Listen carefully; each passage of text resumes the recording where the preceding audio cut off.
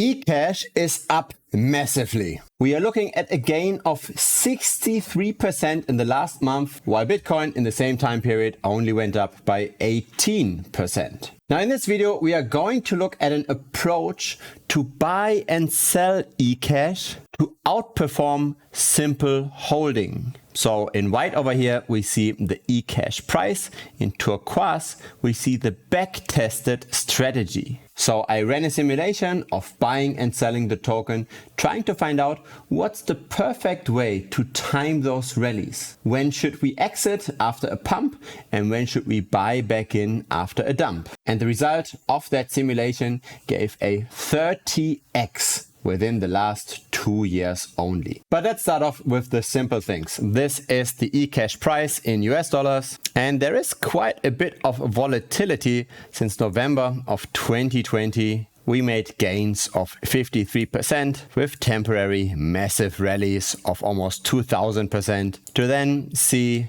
bear markets from top to bottom of 94%. So timing this asset, given the volatility, is very, very important. This is the eCash price relative to Ethereum. Unfortunately, it underperformed ETH in the time period, minus 63%. Versus Bitcoin, there's also a slight underperformance. And this is the recent rally that we're seeing in the last days. Now let's talk about the strategy. What do we want to do?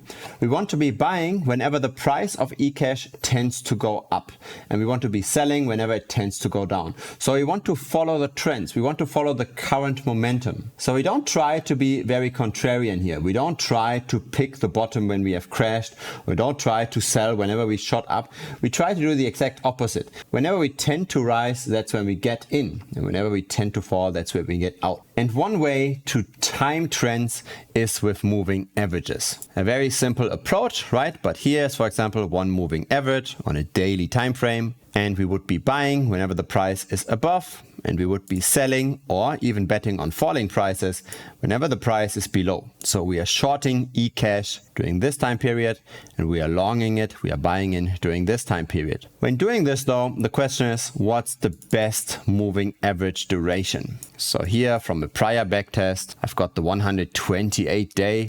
We could take, for example, the 200 day, and then we are a bit less reactive, right? We are not buying in during this peak here. We could also go very short in duration, let's say 50 days. And then we would be selling way earlier when momentum turns around. We would also even take advantage of this little mini rally over here, right? We buy in here in order to then sell after here, to then bet on falling prices until we turn around here. So really the question with this approach is, what's the best duration for a moving average?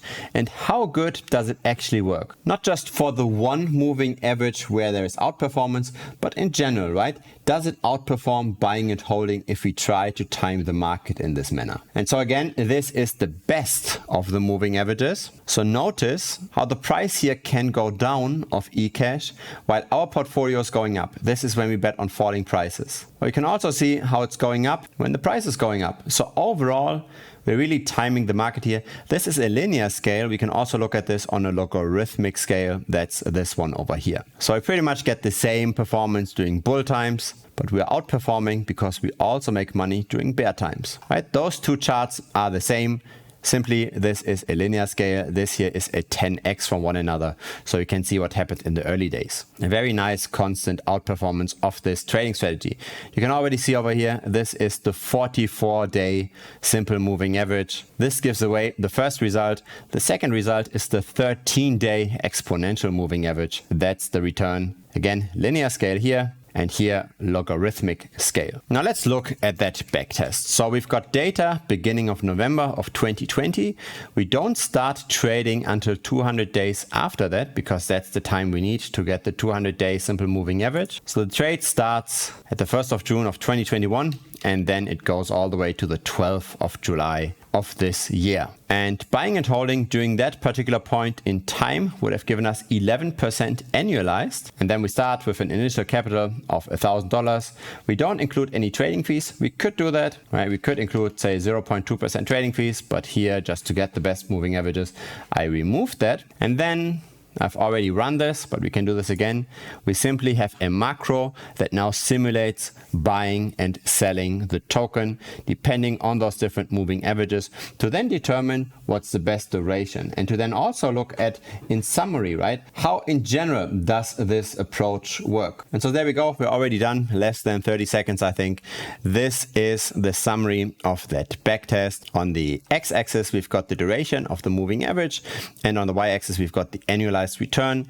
In turquoise is the simple moving average results. In red, we've got the exponential moving average. And in black, we've got buying and holding, right? Those 11% per annum. That's this line over here. So what's interesting here? First of all, most moving averages outperform buying and holding by quite a lot. So it doesn't really matter that much what duration you take. You could simply just take the 118-day exponential moving average. You'd be doing way better than just buying and holding. But secondly, we can now also cherry pick the data, right? We can figure out what do we actually want to plot here.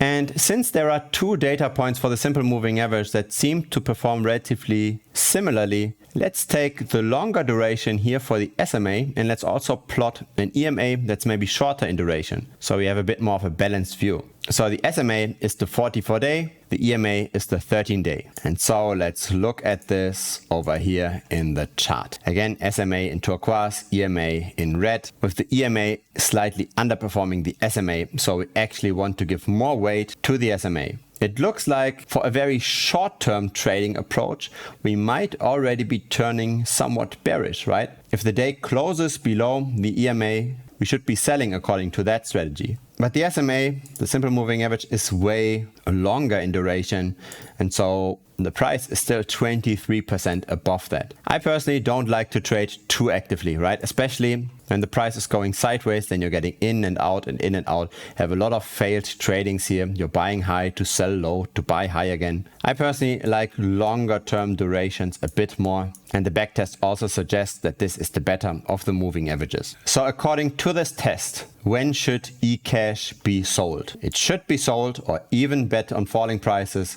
once a drop of roughly 20% from the current price occurs. That's where it might make sense to set the stop loss. That's the approach that historically generated this kind of returns. So this is something I do in general on this channel.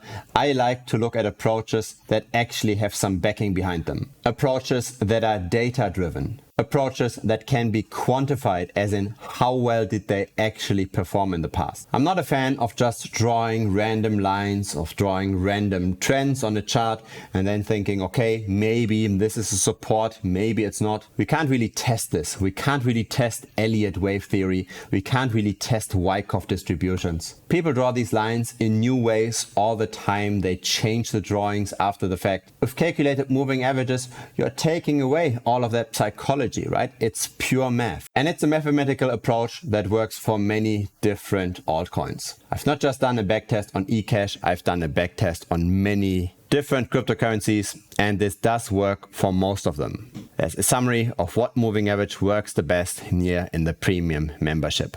Now, this is one of many backtests I've done over the years. Backtests on different trading approaches, backtests on different assets. And that's, I think, what makes this channel different from others. We only use approaches that historically worked well. And even though past performance is no guarantee for future performance, I think it's the next best thing that we have.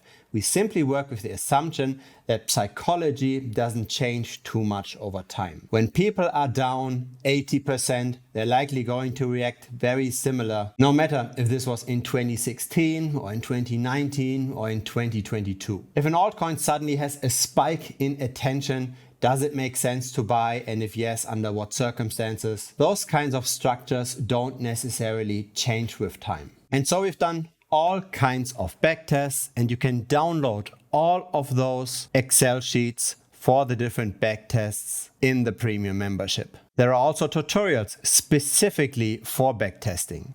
How to build such a sheet, how to change such a sheet. All of this is very valuable content, and it is a proven approach that helps to ride those positive waves whenever we are in a bull market, and that helps to protect us whenever we are crashing down. Now, there's more information around the premium membership at thebitcoinstrader.com, a dedicated video on this. And the price isn't that cheap. It's $75 per month. But here's the deal. If you are not happy with the content, if you're not happy with the support in the Telegram channels, if you don't think that you get enough alpha out of this content, then simply message me in the very first week and I will refund you 100%. So there's zero risk for you. Most people that sign up, they stay signed up because they get more money out of it than they spend. But feel free to simply just try it out yourself. You can watch all the videos, you can download all the Excel sheets. The reason why most people stay subscribed is because of the community. It's because the trading opportunities we share with one another, and it's those opportunities and the timing of those opportunities that make us win over the long run. So check it out. It's thebitcoinstrader.com,